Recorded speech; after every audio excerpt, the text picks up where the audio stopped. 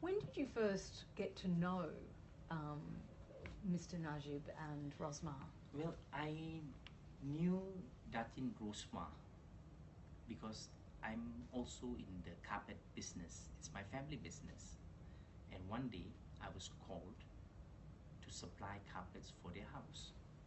And as he was the defense minister, I took liberty of also visiting the house and meeting with him on that particular occasion. And I was already involved at that time in various property dealings. And Datin was very friendly. She was very obliging, and we became friends more than anything else.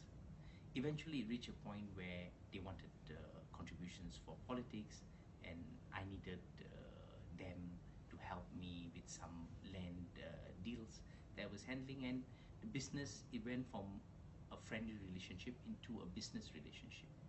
Datin became some sort of my business partner.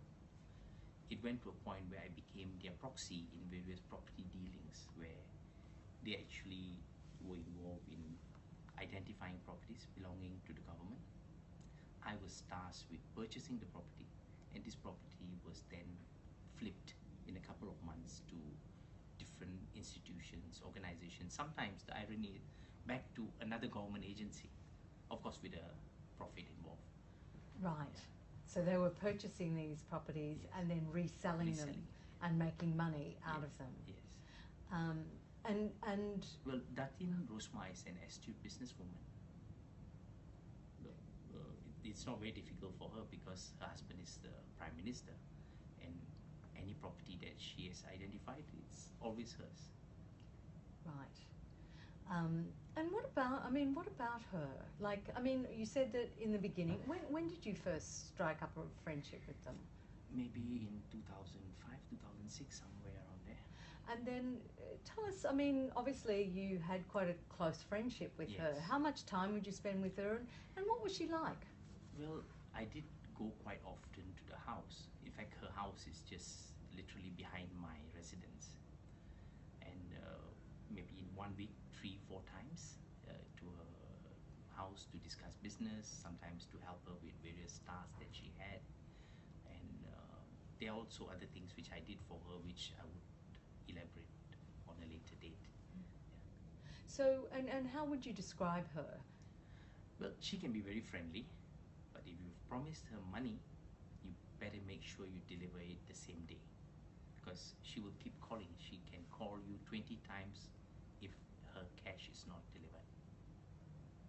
Right, so you were promising her money for land deals, yes, or once the deal is completed and she knows the money is already delivered to the bank account, then she's on you for her share.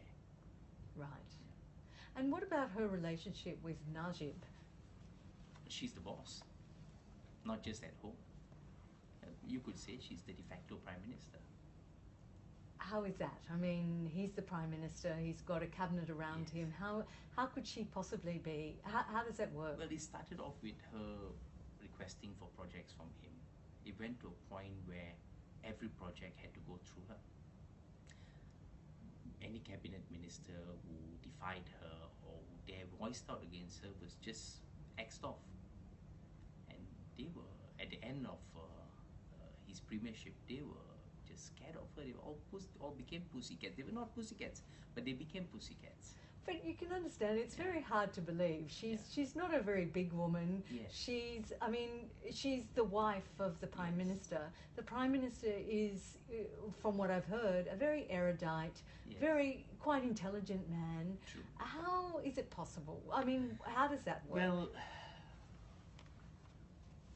I could say that she was very much involved in black magic, and she had basically controlled him. He could never say no to her. I will share with you 2 instances.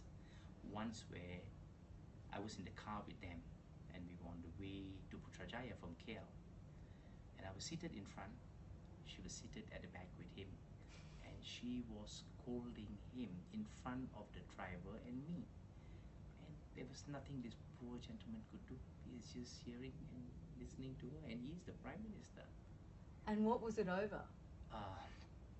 There was an instance where there was a lady who was awarded a project, but she was in Datin Rosmah persona non grata list. She was not even allowed to come to Najib's office. But Datin found out that she had not only come to the office, but she was awarded a contract. Right. And it caught her crazy on him. He can't do nothing. I gave him in my first offense against Najib and Rosmah in 2012, end of 2012. I gave him the terminology lame duck, because that came about from my experience, my personal experience of sitting in the car and being on a private jet with him and hearing her.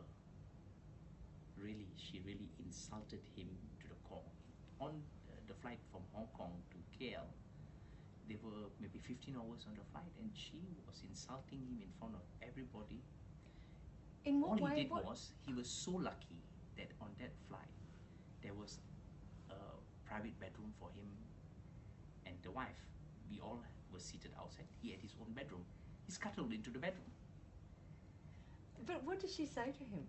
Well, she scolded him, stupid, and you're wrong, and this is the wrong way to do things, and you're so foolish. And he just takes that. Yeah. Right. I mean, it seems that people fear her, and why do you think they fear her? Well, anyone who has gone against her, she has destroyed, either financially, or from their political career, or their professional career. She has destroyed everyone. She has no mercy for anybody. If you defy her, she'll destroy you. So do you feel as though you've been compromised by them at certain times in your life? Like you've been forced to do things that maybe you may regret having done? We'll just go, oh yeah, tell me.